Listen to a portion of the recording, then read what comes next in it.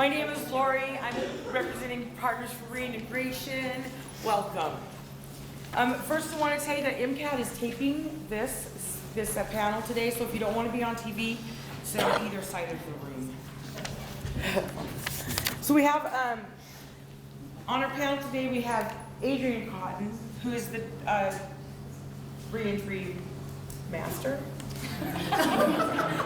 I don't know if I mastered anything. I do government relations work for the department. Thank you. Amy Cheeseborough from the Missoula County Jail in Western Montana Mental Health is going to talk a little bit about some numbers and some data that we've collected, and then we're going to turn it over to some returning citizens. This is Asa L. He's going to be talking, and then we're going to be waiting on Tina. She'll be here soon. I also want to talk about what's coming up, what PFR has coming up, or supporting the Missoula Reentry simulation through the department, or through probation and parole. I'm so nervous up here. Probation and parole. They're going to be doing a simulation of what it's like for people who are going through coming out of prison and transferring into the community, integrating into the communities. That's going to be November 9th from 9 to 11 at the, where is it, you guys? Fairgrounds. The next thing that I want to talk about is the restorative justice panel that we have coming up on November 1st from 7 to 8:30. Everyone is welcome. That's going to be at the Holy Spirit Episcopal Church. And they're going to be talking about what it is, how it works, can it work here. It's going to be a great and informative discussion. So I'm going to turn it over to Amy. And this is Tina. I'm not gonna hold mic. I'll talk loud. Hey. So I need the mic. All right, I'm told I have to hold the mic. So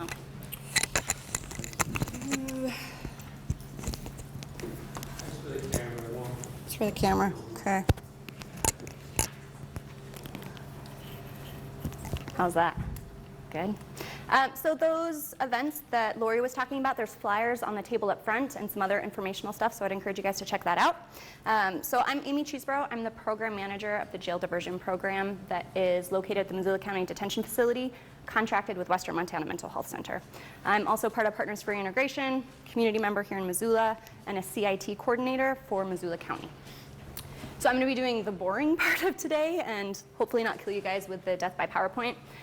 So most of the facts that I'm going to be going over today are from the Department of Corrections, the biennial report, some stuff thrown in there from Pew, and some other, I would say, reliable data sources as well. So we'll sort of just jump right into facts and figures, if you will. So really just wanting to take a look at what has happened to our prison population over time here in the state of Montana. So in total corrections, which is probation, prison, and parole here in the state of Montana, it's increased 48% over the last 48 years. So we know when we start looking at the 1980s, we're seeing like the war on drugs and some really substantial changes to government policies that are influencing incarceration rates. And here in Montana as well, right? We're seeing that impact as well. So in 1998, the state of Montana managed 12,000 individuals, again in prison, probation, and parole. By 2013, that number increased to 17,600 individuals. So this is a 32% growth in population. So pretty substantial. So looking at point in time, where we are now. So this is a quick snapshot of where Montana is right now. So this is anybody that's experiencing incarceration in the state of Montana. So Montana Women's Prison, capacity 194 individuals. It runs over capacity at 205. So Montana State Prison, which is our largest correctional facility, is the men's prison, houses 1,500 inmates. Private and regional prisons, so that would be Shelby, Glendive, we're looking at 900 inmates. Here in Missoula, Missoula County Detention Facility, capacity is 224, typically runs at 240. So our systems are overburdened. Uh-oh. So how does this look in comparison to the rest of the nation? How are we doing? How are we adding up? We're 30th So 30th highest rate of imprisonment. States that are doing it a hell of a lot worse than us, we could look at Alabama, Oklahoma, Louisiana.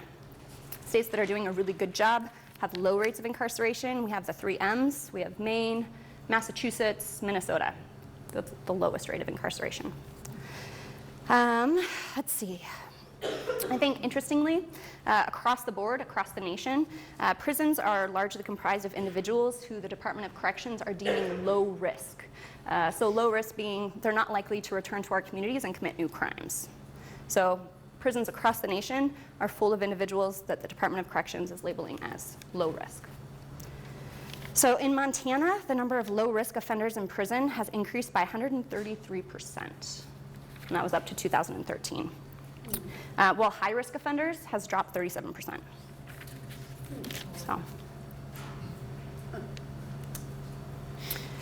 So, I mean, we're talking about all of these individuals that are really low risk, but they're staying in prison. So why aren't we supervising them in the community, and what does that sort of look like? So community supervision here in the state of Montana, we have 9,100 offenders, individuals, that are being supervised across the state. Here in Missoula, that number is, we have on the board, 1,399 individuals. Let's see, catch up with myself here. So I think we're looking at, we're seeing our prisons overflowing with individuals that are really low risk, and then we're seeing these numbers in the community. What's sort of the consequence of continuing to house these individuals in prisons? I think one of the easiest ways to look at this is really cost figure. Money speaks, right? So here in the state of Montana, to house someone in prison, any Department of Corrections, we're looking at $82 per day. So to house an individual or supervise an individual in the community, we're looking at $4.36 per day, unless we're doing some sort of specialized supervision, which would be like intensive supervision, something like that has slightly more sophisticated technology involved, in which case we're looking at that $21.68.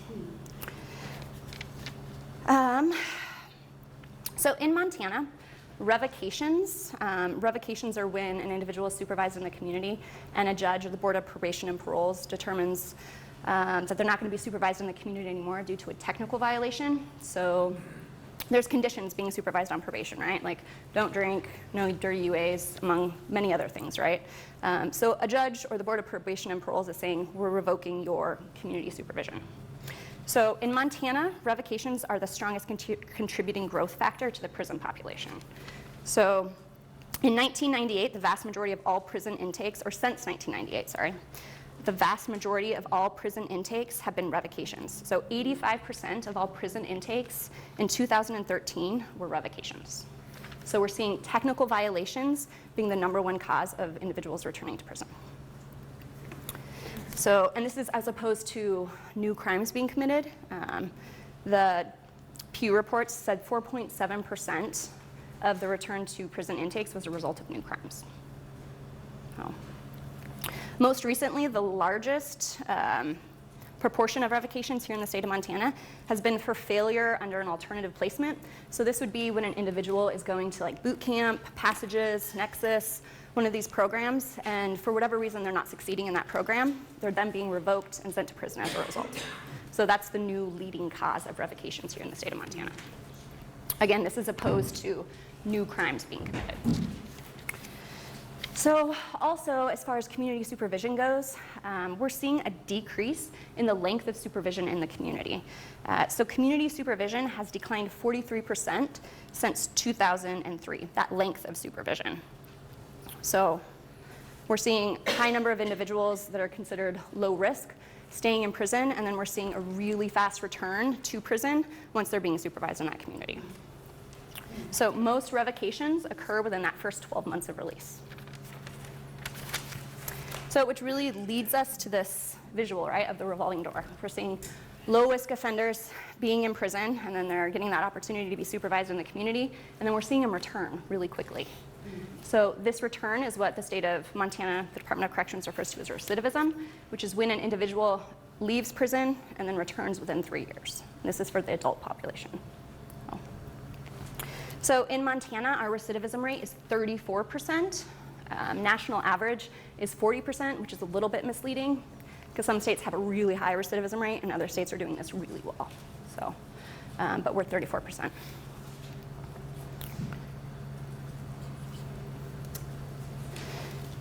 Right? Why does recidivism matter? Why are we talking about this today? Again, I think money speaks. So according to Pew, if states can reduce their recidivism rates by just 10%, we could save $635 million alone in 1 year. I think that number is just astronomical. So, why recidivism? Unfortunately, there's no single cause, right? There's not one answer for everyone. This is a really individualized thing. But we can talk about some of the common denominators. We have individuals that are returning from prison, they're felons, right? So try filling out a job application. Like, what's gonna happen to that application once you check that box, right? Unfortunately, it's probably gonna shift down in that stack. Safe, affordable, sustainable housing for most Montanans is pretty challenging. So again, add felony to that list, and you really have a lot of obstacles to overcome. We're seeing individuals going to prison. They're getting separated from their family, their loved ones, their support systems, and then they're returning to their communities or to new communities, and we're expecting them to rebuild these relationships, to repair the damage that was done. And that's incredibly hard. We also see social isolation. As a general rule, communities are not exceptionally welcoming of individuals with felonies. All right, we're not like, be my neighbor, right? And so these individuals are returning to the community, and there's tons of stigma. Nobody necessarily wants to offer them that second chance or afford them that second chance, and they are isolated. So it's challenging to say the least. We know jails are the #1 mental health providers in the nation now. So let's talk about mental health issues. Most individuals are not going to receive, the top of the line mental health care while they're incarcerated. They're returning to our communities with the same mental health issues, the same substance use issues. How do they get connected to resources when maybe they don't know what resources are there? The obstacles and barriers that are in place are pretty real and I think pretty staggering. So I really just want to drive home the point that this is a community issue, that this isn't a Department of Corrections issue. What can we as a community do to help reduce that recidivism rate, right? To put that money back in our own pockets, if you will, because we're the ones that are paying that, right? So these are only some ideas. I would open this up to the questions at the end of this session on some of your guys' ideas on what we as a community can do to really reduce some of this and to be a more welcoming community for individuals that are returning to our community. But reducing stigma, employers giving individuals with felonies a second chance, being welcoming versus isolating, how do we provide supportive services, access to resource, safe and sustainable housing, employers, again, that are willing to give these individuals a chance. So, and again, I would welcome this up to discussion at the end. And lastly, I would say get involved. Reach out to Partners for Reintegration. We're always looking for more interest, more involvement from the community. Missoula Partners for Reintegration is the Facebook name, so like us on Facebook. We'll be much more active on there. We also have a web page. There's a bunch of us in here from Partners for Reintegration right now. I don't know. You can look around, find one of us. We'll get in touch as well. So with that, that is my death by PowerPoint piece, and I'm going to turn it over to our panel of, what? Oh, I'm turning it over to Adrian. Is that on our itinerary? I believe you. I'm turning it over to you. I'll take it. Yeah, done. Okay. And then we'll go to the panel of returning citizens. So. Excellent. Sounds good. Thanks. Okay. Thank you. Here, you gotta wear this. Oh, good.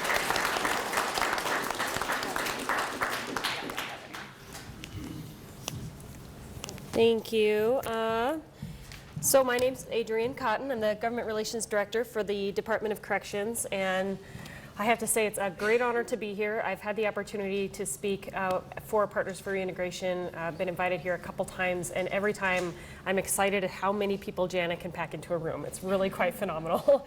Also, it's great today. I have familiar faces. We have these really engaged community members that I've had the opportunity to participate in conversations with throughout the years, and then tons of new people, which is really exciting as well.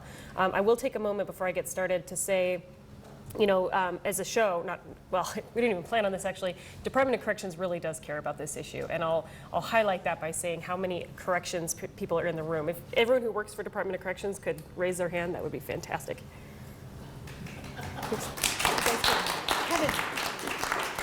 Kevin, pay attention, because you care. There you go. So we do have, I'm just going to introduce a few because I won't take up too much time, but Marcia Levitan, our Reentry Program Manager, is here, who works out of Helena. The Director of the Department of Corrections, Reg Michael, is here, and then the Probation and Parole Division Administrator, Kevin Olson, is here as well. We think that reentry, and especially the efforts here in Missoula, are very important to ensuring that we are reducing crime throughout Montana.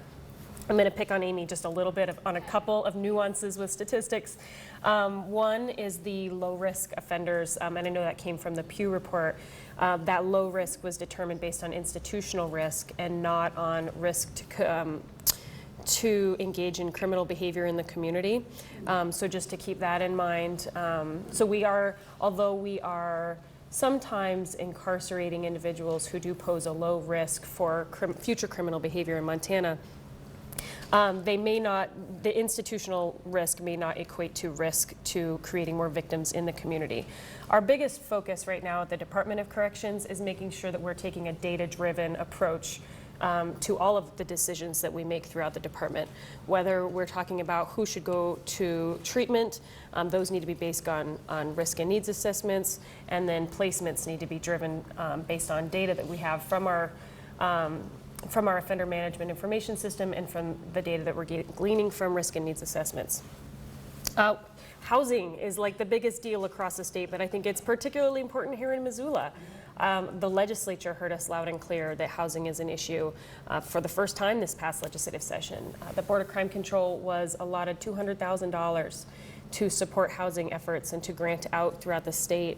Unfortunately, with the dire situation that we're facing in the state for budget cuts, that is on the chopping block, and we're very much hoping that legislators will come to the table with the governor and find a solution so that we can bring that $200,000 forward and begin to help some of the struggles that we're seeing in communities.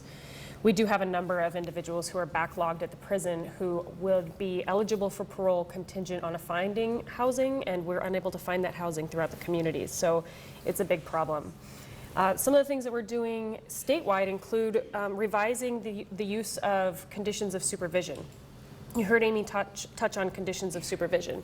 In the Department of Corrections, from a probation and parole standpoint, we're no longer engaging in this whole gotcha, right? The traditional form of supervising individuals in the community, where those conditions are used as a method to ensure people are walking the correct line in the community. Instead, the approach that we're taking to supervision is about setting goals. Reentry is a process, and talking about how we can successfully get to the end of supervision. We do see abnormally long sentences for community supervision in Montana. It's crazy. We've worked with national partners to identify how we can change that. In the last legislative session, we got legislation passed that allows an individual based on months of supervision and their risk level to have the rest of their supervision wiped off. Because we do know that once you get past 1 year successfully on supervision, your chances of recidivating drop. And then once you get past the 3-year mark, they're very low. So making sure that we don't have people who have to follow a strict set of rules for 20 years, because I don't know about you guys, but I could not follow those rules for 20 years. In terms of technical violations, you heard Amy talk about 85% of prison intakes in Montana are based on revocations in the community, many of which are classified as technical violations rather than new crimes. We recognize that that's what our data is telling us in Montana, but that doesn't help us make good public policy decisions.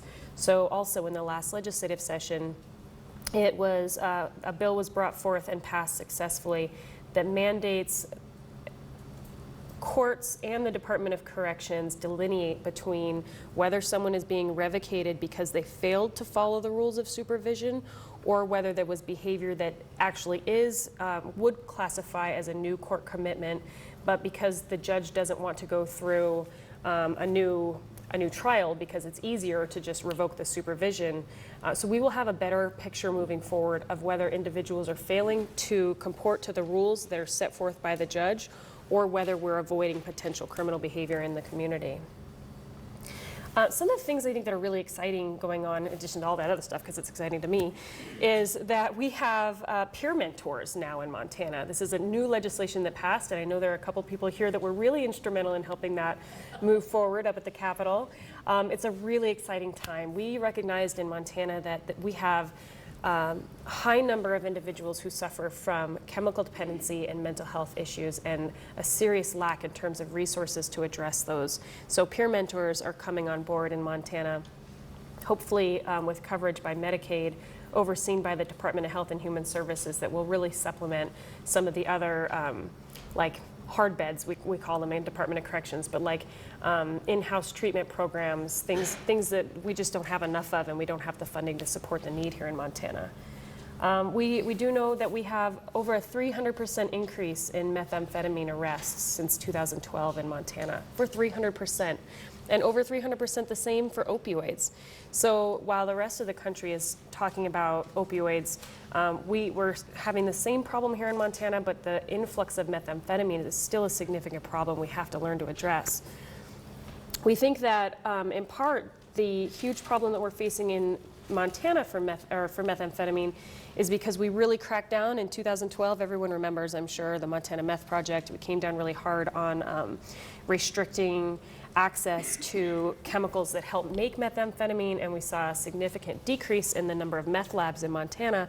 But the reaction of that has been a lot of trafficking, especially with the Bakken. So while we stopped creating it in Montana, we actually imported higher concentration, more deadly, and larger amounts of methamphetamine. So we need to be thinking about that. And I know this is about reentry, but these things all matter to reentry, because we need to be developing the resources that are getting at the root problem here and helping people be successful in the community.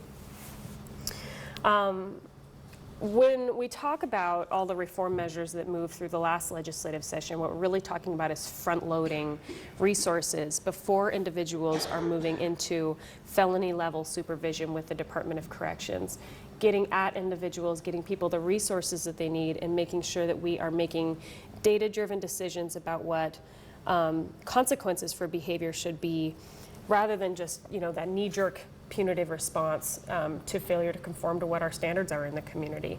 But while we do that, the Department of Corrections has not lost its focus on making sure that we're also loading resources on the end of the system. And the most effective way that we can do that is by empowering our communities, by working with the providers in the community, chemical dependency, faith-based groups.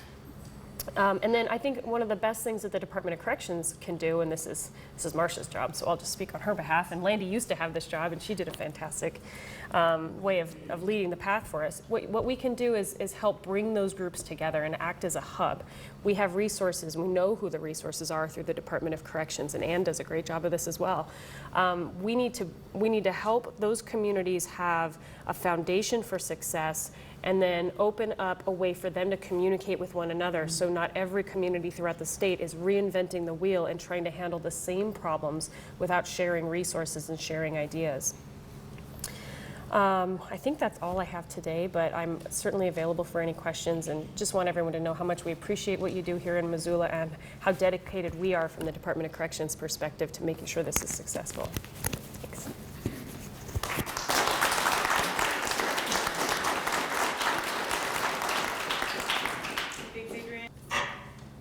All right, thank you.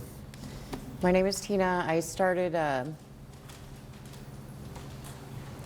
I should say from 2006 to 2010, I was incarcerated on misdemeanor charges for drunken, disorderly, and impeding an officer's investigation, et cetera, et cetera. In 2010, I was charged with assaulting 3 of the jail guards. I was convicted of 2 of those. I was given 4 years with 2 years suspended. I went in June of 2010, I was sent to Passages for Women's. It's an inpatient treatment center in Billings through the Department of Corrections. It was my first treatment that I'd ever been to. I spent more than 8 months there, only got 90 days of treatment. I was then sent to Missoula pre-release, and I am one of those people who has a mental health problem. I failed out of Missoula pre-release because I had more than 13 class 3 violations, which would be like I had a 2-hour shopping pass to Walmart, and I returned more than an hour early.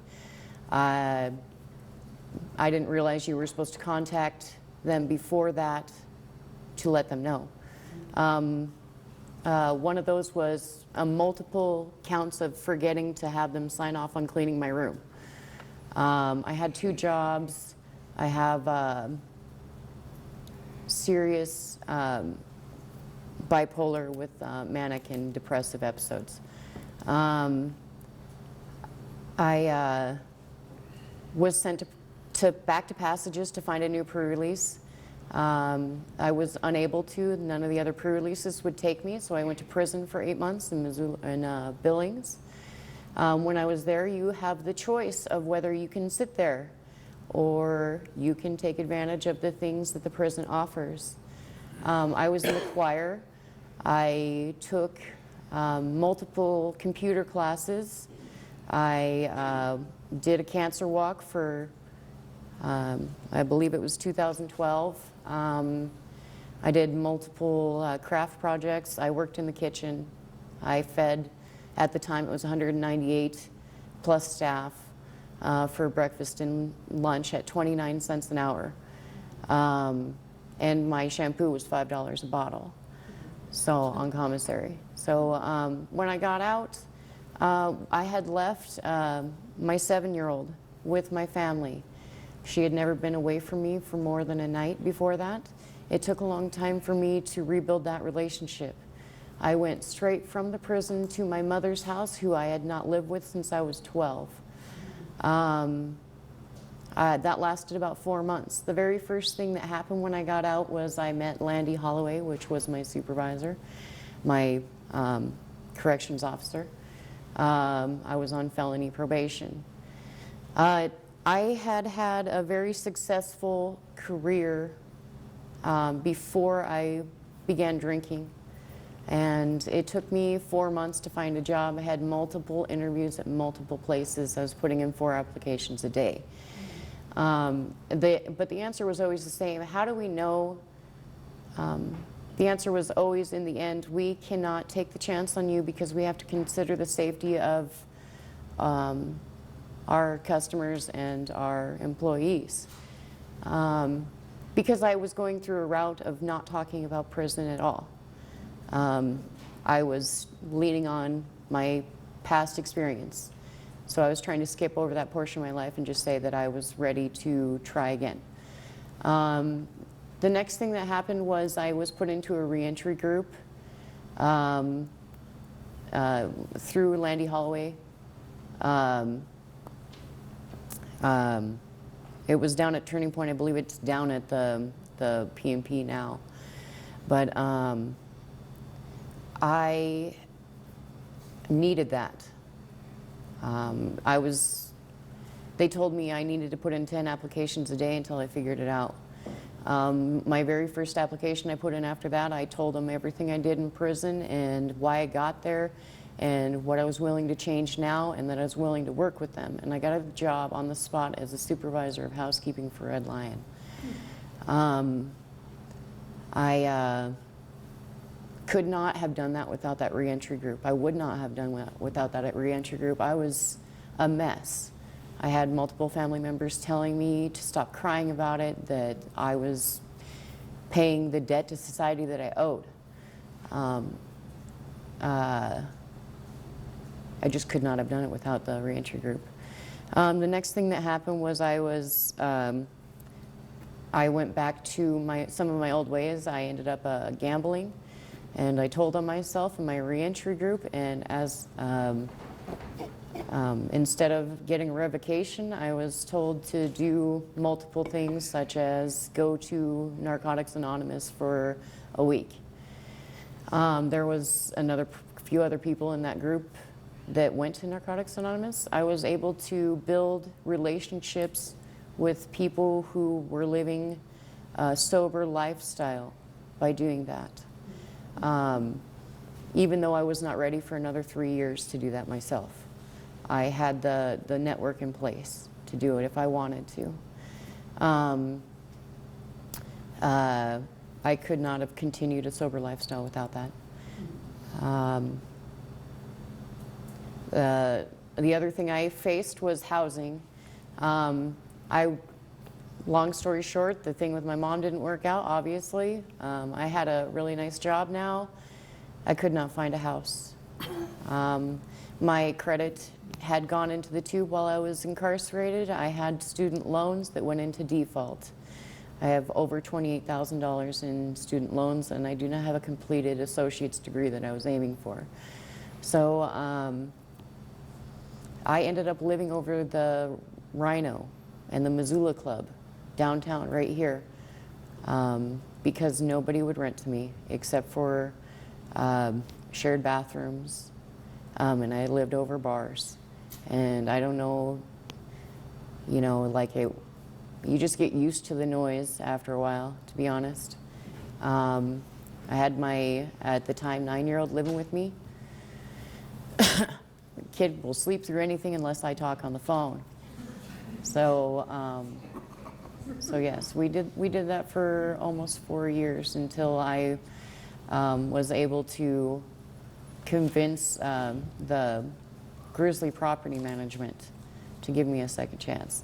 Even though, you know, and I successfully completed probation after that one little bump in the road, basically. I had a few other bumps, but they were mostly just, I was really institutionalized. I had gone through a period in my life where I had failed at life. I drank to combat, it was a vicious cycle. And when I got into treatment for the Department of Corrections, I learned a new way of life.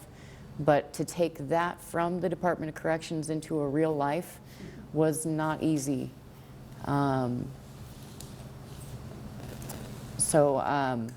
that's what Reentry taught me. And, you know, once I got off probation, it was like the man wasn't holding anything over my head, and I screwed up again. But because of what I'd learned and the networks that I made in Narcotics Anonymous and the new ties that I made to family, I was able to put it back together again. I currently have a house. I have a new baby. She's 24 months, almost 24 months old. And my daughter just turned 13. So, yeah, I'm currently working at McDonald's, but that's only really because I had been working for myself for $24 an hour, and I failed at doing the taxes on that. I realized that I had a severe mental health problem and that I needed to do something about that first. So I'm actually managing it over at McDonald's now, and I enjoy that. It doesn't pay a lot. But it works in my life right now. And thanks for hearing me today. Thank you.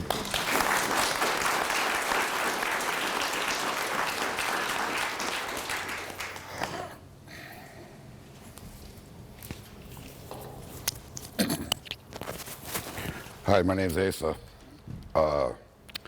Thanks for giving me hope with my 35 years of supervision I got left.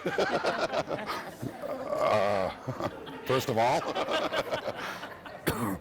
I am re-entered into your community. I'm not from here. I'm a recovering drug addict with a long history of criminal activity and drug activity, and I was the in and out guy a few times in Wisconsin. When I wasn't in prison or in jail or in an institution, I was a fugitive my whole life.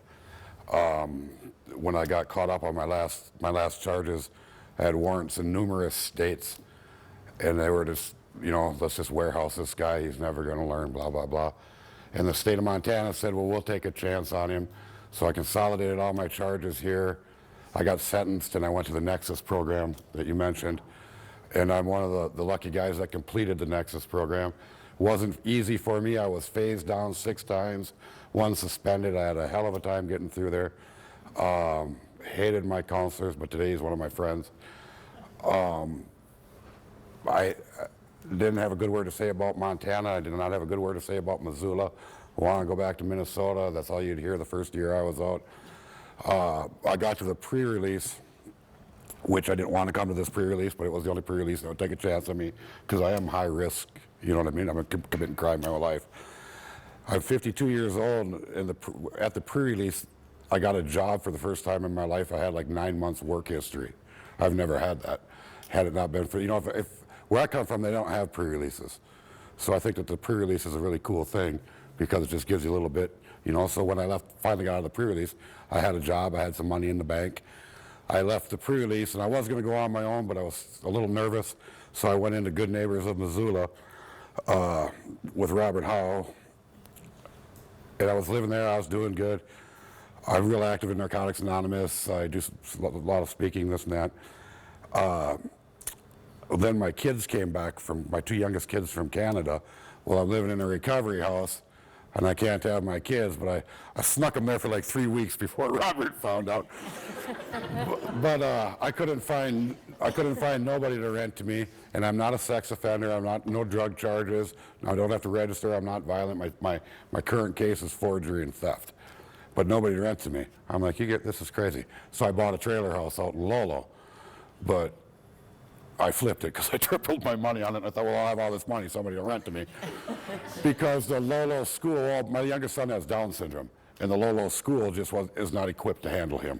So I said, okay, I got to get back into Missoula, and I didn't have a driver's license yet at this time. So I flipped this trailer, like tripled my money, so I got all this money, and still nobody, I'm like, I'll pay 2 years in advance right now. And I had rental agencies in this town telling me, we're not going to rent you because you're a felon. And I'd be like, do you know that that's illegal? And they're like, well, we're not going to put that in writing, but this is why we're not going to rent to you. I actually recorded some of them towards the end. So I bought an RV. I said, well, it's summertime, it'll be fun with my kids, we'll go camping.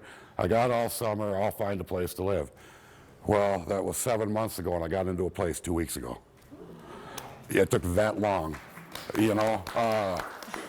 So I did the motorhome thing for a while, and that got old, and then I applied with Rapid Rehousing, actually. And then they helped me. They put me in a hotel for 2 months, which was just a drug. Now that was tough, really tough to stay clean, but I did. But like I said, I just got into a place 2 weeks ago. This community, the pre-release has got a really good connection with employees. So I had no problem finding jobs. I was turning down jobs, you know. And then I got hurt at dailies. I mean, they're no problem. I guess because they know you're going to be there for 6 months. They just got a real good relationship with the pre-release. But housing is horrible. And Good Neighbors was good, but he downsized, and now he's getting out of Reentry. It's going to be just recovery houses. I work for him now. That's where I've went with my life. But it's tough, you know. And my record is extensive, but I never had an issue with jobs. And that's crazy because I have no work history. I've been a drug dealer and a criminal my whole life. But this town, that is higher. I'm turning down good jobs, you know, $14, $15 an hour jobs.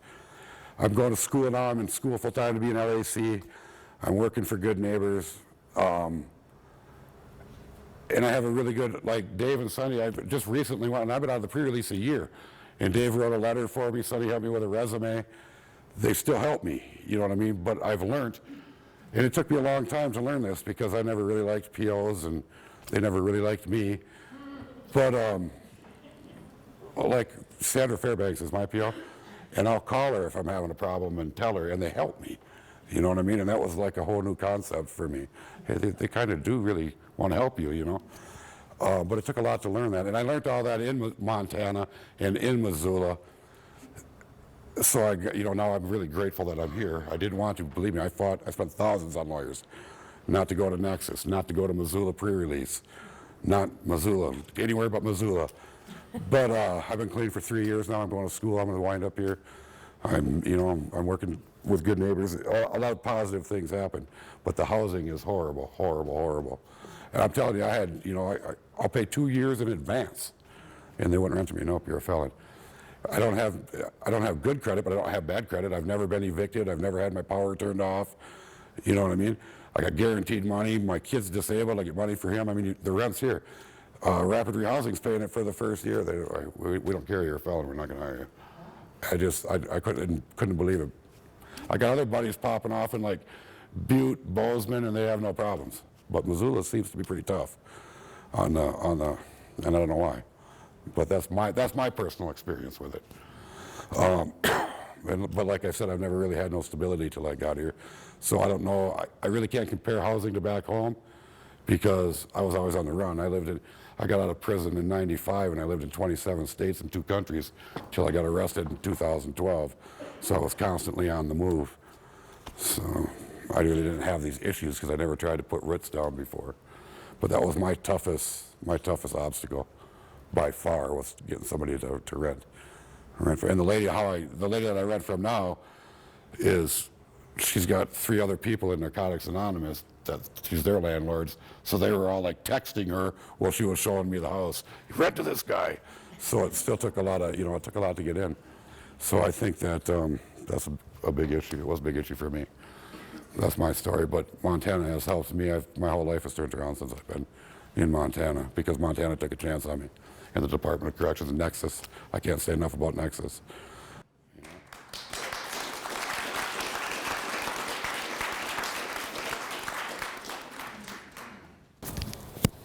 So I've got 2 letters from individuals that are currently incarcerated that also wanted to be involved in today's panel. So I'm going to read their letters. It's just their story of their personal experience with returning as well.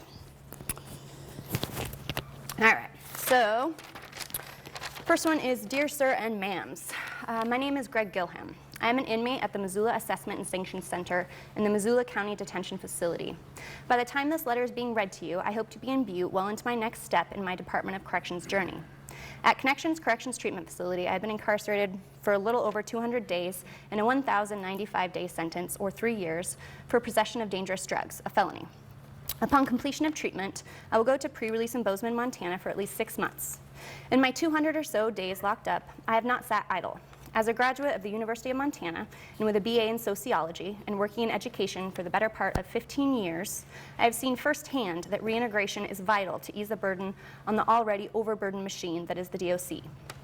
My story, or path, is typical with regard to the DOC.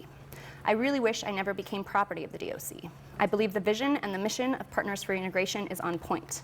I have conducted hundreds of informal interviews, a guy in orange talking to another guy in orange, and I have gained tons of valuable feedback with regards to inmate support. One area that could be helpful would be to have PFR be more accessible to inmates, flyers, phone numbers, etc. In a perfect world, a jail liaison to address inmate support would help for reintegration immensely. The DOC attempts to aid in reintegration. I believe if PFR can intervene with the resources they have available prior to an inmate being sentenced to the DOC or MSP, that would be the most beneficial to inmates and the community they are being reintegrated into. I am pleased to see Missoula PFR and all entities involved in this meeting are striving to make the transition from incarceration back into the community a seamless and successful one to those individuals, like myself, that need some assistance in the process. If I return to Missoula, I will be looking to Missoula PFR for help. Thank you for your time. If you would like any further questions or comments, Miss Amy will be happy to forward them to me. The second one is another individual that's also incarcerated and has also returned and then returned to the community at one point. My name is Jacob Wilson. In 2015, I discharged from Shelby Regional Prison after about 5.5 years of being incarcerated. When I left, I was provided with a button-up shirt, a pair of jeans, a $100 check, and a date to meet my PO. I got a ride from my parents to the Poverello, otherwise I'd have to buy a bus ticket. One of the faults with the prison is there is no real transitional assistance. There are so many restrictions that getting assistance for the prison is nearly impossible. For people who are leaving, there isn't any information on what might be out there to help us. That being said, having to discharge was an extremely intimidating prospect. I'd been in prison from 16 to 22 and had no idea what to expect. Actually, discharging was a huge shock. Going from the environment of prison straight to the streets turned my life upside down. All the things I'd become used to, the rules we lived by, were no longer relevant. The social skills from prison were no longer applicable. Relearning how to act and what society expects of me was a huge challenge. The attitude of probation and parole was, if not detrimental, certainly not geared towards success for probationers. During my first probation meeting, I was told by my PO that it was his job to put me back in prison if he could. That comment made our meeting extremely uncomfortable, and it kept me pretty anxious and cautious. In the 15 months I was out, I didn't receive much in the way of help from their office, even when it was asked for. The fact is, those individuals are an essential factor in either our success or our failure. The hardest part of being released was finding work. There was pressure from every angle. Not only can your probation be revoked, there's also the fact that $100 doesn't go very far. The Missoula Job Service was overworked and understaffed. My experiences there always left me more stressed out and confused than when I got there. Anyway, I ended up moving to Ravalli County because I couldn't find a consistent job. In Hamilton, the job service was extremely helpful. I doubt I would have made it if not for them. They took a personal interest in each of their clients. I saw them constantly going above and beyond to help us. The best program they had was their on-the-job training. It provides funding to companies that hire unskilled laborers. Another huge hurdle was finding a place to rent. There are very few places that will rent to felons. Not many companies will because of their policies, and private landlords tend to be intimidated by the word felon. I ended up renting from a friend, but I know a lot of guys who ended up back in the same living situations when they got arrested, with all the associated triggers.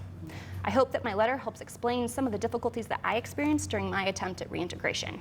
Thank you for taking the time to read this and for working to make reintegration an easier, more successful endeavor. All right. With that, we open it up to any questions, discussion, anything that you guys might have. Hi, my name is Melanie. We are from Flathead. Our reentry group is 4 months old. Thank you so much, the returned citizens, for sharing. I took a lot of notes, and I would like to know, what is rapid rehousing? Is that an organization? Yeah, it's through the YWCA. It's a grant they got, I guess. Okay. So Montana is part of what's called continuing care. Balance state, you receive funding, you have to apply as a part of the grant, and other states apply for it as well. So Missoula receives funding through our local continuing care, which is called the At-Risk Housing Coalition, ARC. And so the YWCA administers the grant. It's a subsidy. And so rapid housing is enough assistance to get people into housing, and then back off, and then let them kind of be stable. Thanks, Teresa. Yeah. Anyone else? My name's Jeff, and a couple of things that you said. I followed that, the legislation this year about the assistance in housing, the finances that they might provide for that. And, you know, I'm also somebody who's reintegrated now 6 years and back into society. And housing is atrocious as far as the ability to get housing. And then the fact that they were willing to give money to help people in that situation initially, just to get your feet on the ground. I thought, wow, that, I mean, you mentioned you didn't put a number to it, but I was curious, how many people are actually waiting in prison to get out based just on housing? They'd like to come back and say, even in Missoula or whatever. Just how, and then take that amount that you're keeping them, right? For those months and months, or whatever it is, and times $80 a day, and you come up with $200,000 pretty darn quick in savings, right? If you were to get them out. So I guess that's the argument, and that's what I encourage anybody in the DOC or that can put an ear to the legislature and say, listen, you know, any money that you think you're going to save cutting this money out, you're going to spend 10 times that amount of money keeping these people in prison, right? Because I know that there's people, including myself, who are very interested in turning the housing issue into sort of a professional thing in Missoula here. I'd love to open up some housing, get some, I've got a lot of good background in working in this area, and I'm looking for an investor. I'm looking for somebody who's willing to come on board and say, hey, let's open up this situation for these folks.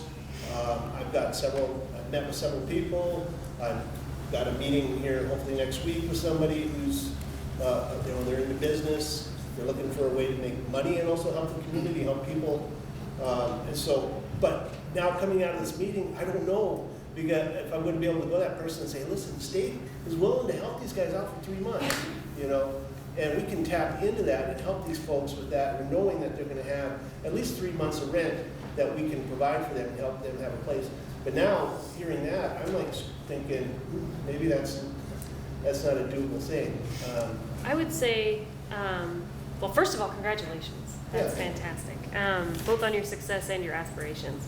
The money that is the $200,000 for the Board of Crime Control is separate from assistance that the Department of Corrections has the ability to provide. However, the budget situation is so severe at the state level right now that we're not exactly sure what that's going to look like in terms of cuts.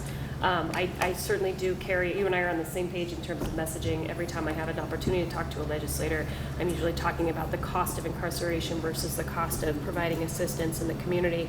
But I would encourage you to continue to have the discussion with individuals about investing in this idea. I think that having been up at the legislature for more than 3 sessions now, and talking with legislators before reentry wasn't even a term that legislators wanted to talk about, and anyone who's been involved in lobbying in this room, I know, I can see them nodding, knows that it used to be almost a dirty thing. They didn't want to talk about it, and now I have Republicans and Democrats who not only want to be involved in reentry, but they call and yell at me when someone gets revocated and they want to know why. It's an amazing change that we've seen in terms of culture in Montana. I'm not even kidding you about what that happens. And the money that was allocated was meant to be in addition to Department of Corrections support. And so I think that I have high hopes that we will find some solutions at the state level if legislators come to the table and help with some potential solutions in terms of revenue that will get us past this bad period, and we will continue to provide support. But I also know of a lot of legislators who are interested in investing in properties and things like that, and you and I can talk a little bit about that as well, but there are other opportunities out there. I'll talk to you too. There you go. Talk to Any other questions? I have a question. Amy, when you were saying that we have shorter times of supervision, is that due, or do you know, is it due to people being revoked then?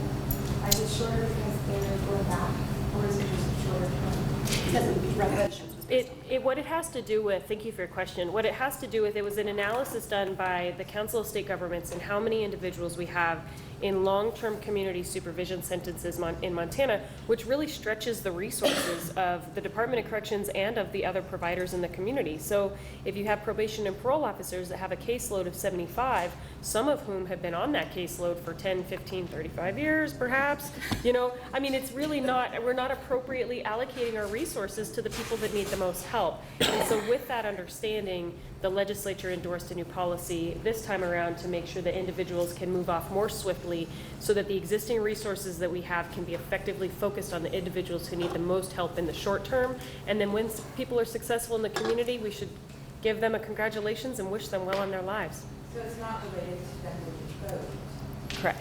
I would say it's not the primary focus, but I will also say that it will help with revocations in terms of individuals who, after that 3-year mark where people are more likely to be successful, you will stop any trip-ups down the line if they can get off supervision. What's the average when they violate the in jail waiting for something to happen? Well, it's a complicated answer. I'll see if Kevin wants to venture. She asked when someone violates the terms of their conditions of supervision, how often they sit in jail waiting for a placement Or probation? or to be released. Are you talking about jail or prison? What about just the county jail? Just the county jail. How often is someone waiting in county jail? So I'm Kevin Olson, the administrator for probation and parole. So the thing to understand is we have 3 different types of what we refer to as offenders. We have people on probation, people on parole, and we have people who are committed to the Department of Corrections. When they're on probation, your question about probation and revocation, the court still retains jurisdiction over them. We supervise them. So what happens is when they violate their conditions, we're required to file with the county attorney a report of violation, what we call an ROV. And in turn, then, they're responsible to file a petition with the court to go back before the judge and say, Judge, what do you want to do? Our criminal justice system is so oversaturated right now that it is not unusual that a lot of these offenders will sit in county jail upwards to around 6 months before they even get a revocation hearing. Right, yeah, that's what I'm seeing. Yeah. Thank you. And in that 6 months, you've lost your housing and your job and everything else that you want. Yep, it's true. We have enough time for maybe one more question. Anybody? Go ahead. The recidivism rate was listed as 34%. I was under the impression that 5-10 years ago, that was up around 65%. What's changed? It actually hasn't. Thank you for your question. We've actually maintained a lower than national average recidivism rate in Montana. The highest I think I've seen it about 5 years ago was about 37%, and now we're down at about 34%. So I would not say it was ever around 65%.